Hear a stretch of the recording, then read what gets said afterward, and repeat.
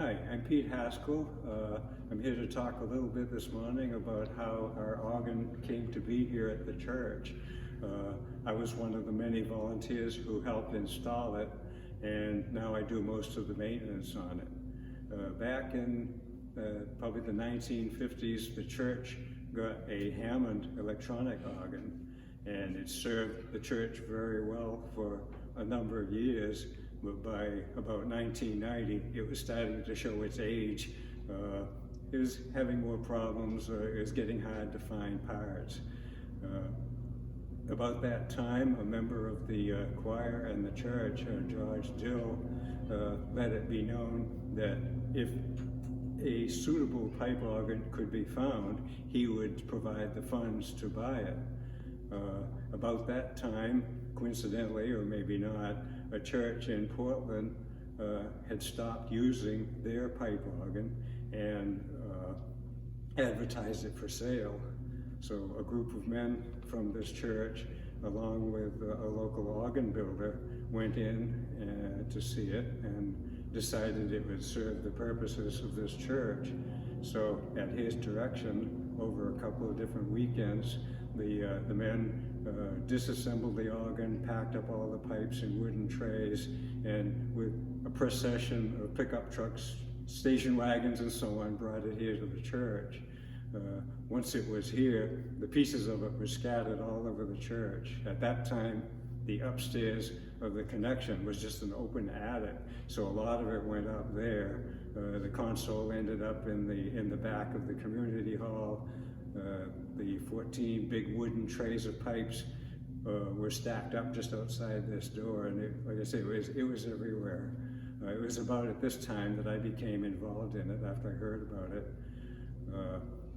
From then on, groups of volunteers or individuals would come in and work on whatever needed doing. It required a lot of different skills, a lot of different people who were willing to step forward. Carpentry work, putting in duct work, wiring, things like that. So probably one of the most fun sessions we had was one Saturday when about 24 people from the church, including young people, gathered in the community hall and outside, and we brought all the metal pipes out and washed them in a big tub full of warm, soapy water. It was a fun day. It gave people who might not have felt that they had too much to offer in pipe organ building, it gave them a chance to be a part of the whole project. It really involved a lot of people. When the pipes were washed, they were lined up around the inside of the room to drain before they went back in their wooden trays. All this time that we were putting in the work on the organ, we didn't really know what it would sound like. We really didn't know. One time when I was here on a Saturday working alone, George Dill came in to visit, and we talked for a while, and he expressed the worry that he was very worried that the organ might not be loud enough to fill the space. If you sat here and felt the pews vibrating and the windows rattling, you know that he didn't need to worry. It's very adequate for what we're doing here. Because like I said, we didn't know when, at the time, how it would sound, but when we had our first concert here with Ray Cornels presenting the concert, it was very satisfying to sit here. I think there were probably about 100 people sitting here smiling the whole time. It was very, very satisfying. Speaking from a more personal viewpoint, I was glad to be able to use my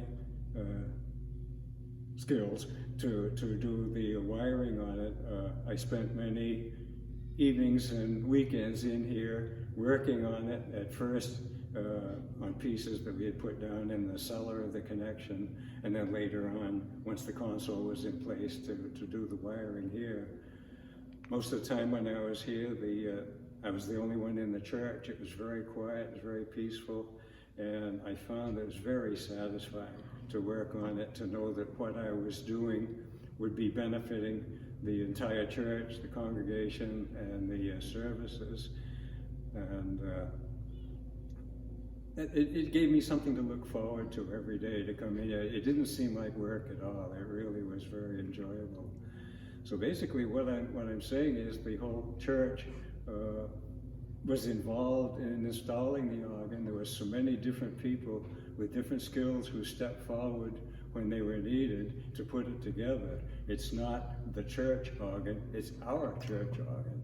And things like the pipe wash and that gave people a real sense of ownership of the whole thing. One other thing that benefited me, my family directly, all the time I spent working on it, my daughter, who was taking piano lessons, decided that she'd like to come in and try playing it, which she did. She then went on to become an organist, and she is now choir director and organist at a church on Cape Cod. So George's gift went way beyond what he would have imagined, really. Yes. That's about it. If anyone really wants to know the nuts and bolts of how it works, I won't try to get into that today, but people are willing to get in touch with me once we're back to, quote, normal activity here. I'd be glad to show anyone the insides and get into it a little bit of how it works. When I do this discussion with the confirmation classes, I usually have the kids go up into the chamber and look at the pipes. It's very congested up there, but to me it's interesting. Not everybody would be quite so thrilled about it. But anyway, it's been an excellent job. It certainly has enhanced the music life of the church and the church services as a whole, and we can be very proud of it. That's it.